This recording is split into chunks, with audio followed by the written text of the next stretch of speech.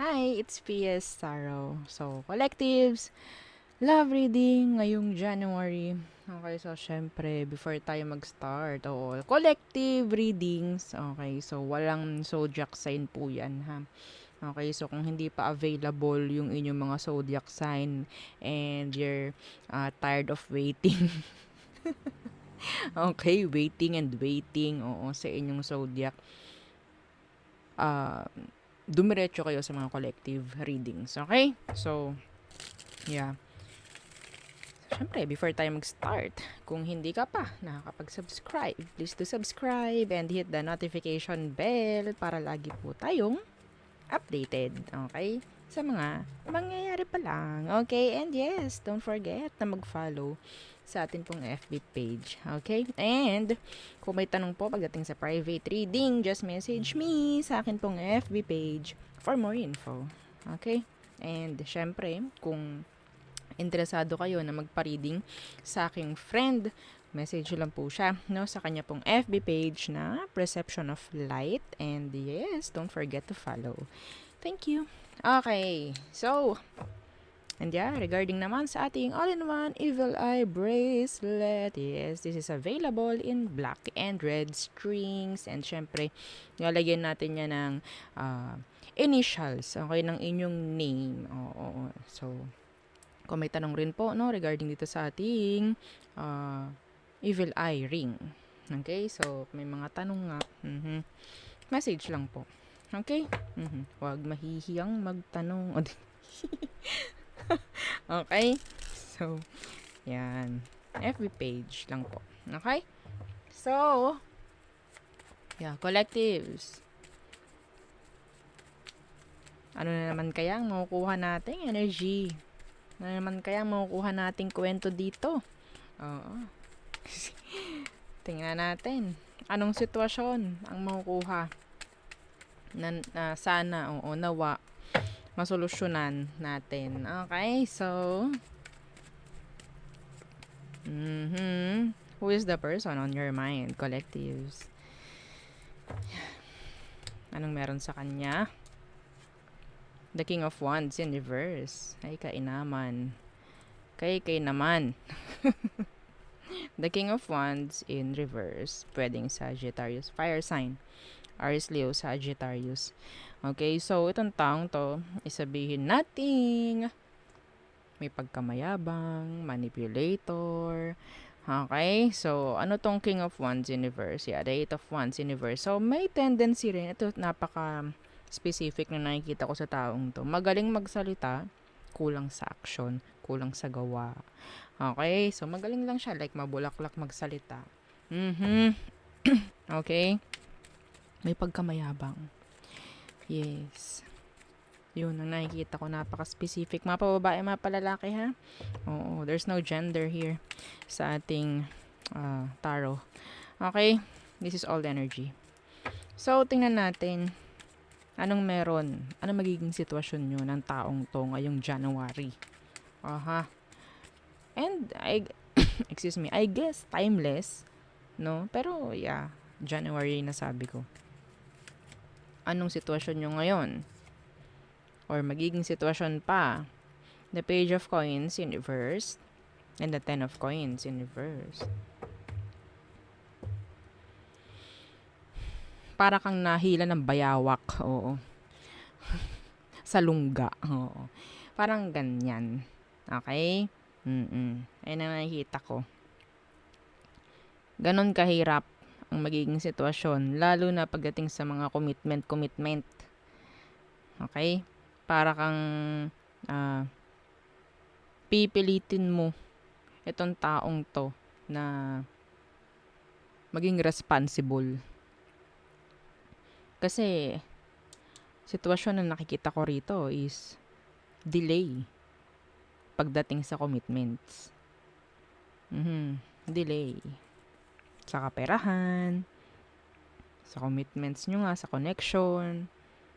Okay? Yeah, the world, universe. Yeah, this is delay. Delay pagdating sa leveling up, sa improvement, sa growth. Okay, mahirap. Nakakapagod. Yeah, the Eight of Wands in reverse. Yan nga pala. Energy ng delay. Okay? So, itong taong to, isang malaking delay. Isang delay na naglalakad. 'Di ba? Oo. So, yeah. Hindi okay. Ano ba ang emosyon niya sa'yo? Sana walang gamitan dito. Okay. Ano ang emosyon niya sa'yo? The Five of Coins. Kunin ang awa mo. Yeah. Yeah, and the Four of Coins. Para, yun nga, ibigay mo. Yes. Iba rito, binaasa ka lang. Some of you, may pera. Puro, alam yun, puro ganito yan. Tong taong to, puro ganito sa'yo. Kailangan ko ng ganito. Alam mo, ganito eh. Oo, meron sana kasi akong ganito, ganyan. Pero kulang yung ano ko eh. Yan. Okay? Yung dadalihan ka muna ng mga gandang salita. Papangakuan ka muna ng mga gandang salita. Pero, no? Sa hulit-huli, doon lalabas yung dahilan, no? Kung bakit niya ginagawa yon or gagawin. Yun nga. So, ano bang magandang tawag? Ano ba? Darling. No, darling. Oh. Kailangan ko kasi ng ganito eh, para magawa ko yun. Nakakatawa pero, yes, nangyayari. Ito nga eh. Ha? Oo, the Six of Wands in reverse. Energy ng pagsunod. Ha? The Nine of Swords. Pero nandun na yung pag-iisip. Pagdating sa ganitong sitwasyon, tama pa ba? Bibigyan ka ng masyadong madaming isipin. Collectives. Tama ba na naawa ako sa kanya? Tama ba na, yeah. Nagkakaroon ka ng maraming tanong. Pagdating sa mga ginagawa mo, pagdating sa mga pagdesisyon mo, pagdating sa kanya or sa connection. Yes. Okay. Iba nga talaga, umiikot lang itong connection na to dahil sa pera. Specific yon. Sa mga naipo-provide mo para sa kanya. Hay.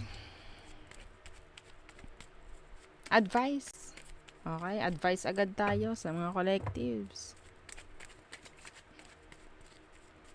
Ito yung taong wala naman pero malaki pa yung yabang sa katawan.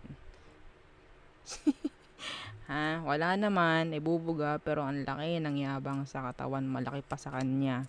Advice, okay, collectives. The Queen of Wands in reverse. You have a pair. We have a pair. So, the Queen of Wands in reverse and the Sun.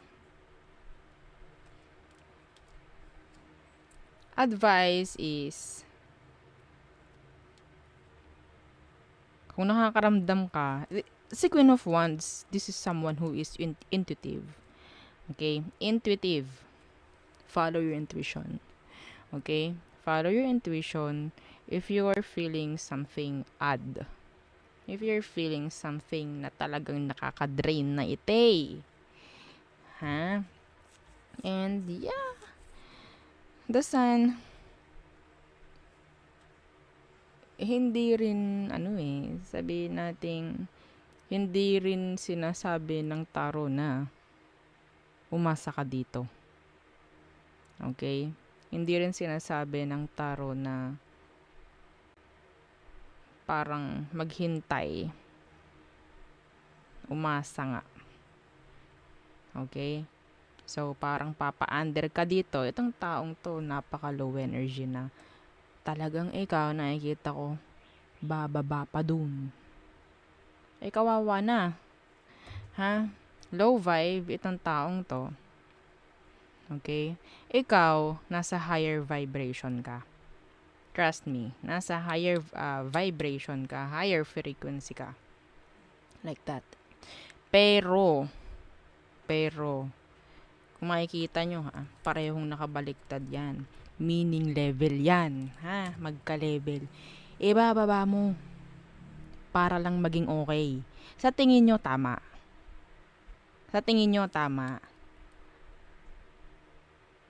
Yun ang akala nung iba. Okay, kailangan ko mag-adjust para sa kanila. Oo, para maging click to. Ay, wow. Wow. Oo, wow, pag gano'n ang mentalidad. Okay? Sana hindi gano'n. Sana walang ganyan. Okay, so, kailangan kong parang magpa-under. Oo. Yeah. Yung term na magpa-under. Oo, kailangan kong mas maging tawag dyan. Mag-submit sa kanya. Para maging okay kami. Lahat gagawin ko. Para maging okay kami. Enough with that. Enough. The Nine of Cups is here. Alam nyo, if you're doing this, okay, trying to fit sa situation, walang happiness dun. Sa totoo lang. This is happiness. Okay? This is happiness na iniaalis mo sa sarili mo kung ginagawa mo nga yun. Trust me. You're killing yourself. Unti-unti. Yes. Binibigyan mo ng sakit yung sarili mo kung ginagawa mo yan. You're the one killing yourself. Ay, hindi po masaya po ako. Yun lang masasabi ko. Okay? So, yeah, nakakapagod yung ganito. Ito sabi ko sa inyo, itong taong to nasa lower vibration. Hindi mo kailangang bumaba para mag-click kayo. Mahirap mapunta sa mataas na vibration or sa mataas na frequency. Kung gusto niya na maging okay kayo, siya yung mag-a-adjust. Okay? Ang mababang frequency, puro ka-toxican yan. Kapag ikaw nasa taas, nasa mataas na frequency, magaan yun. Magagaan. Sino ba sa inyo ang papayag na bumaba at magkaroon ng toxic na karelasyon or toxic na connection para lang mag-click? Wala naman siguro, no? Wala naman siguro.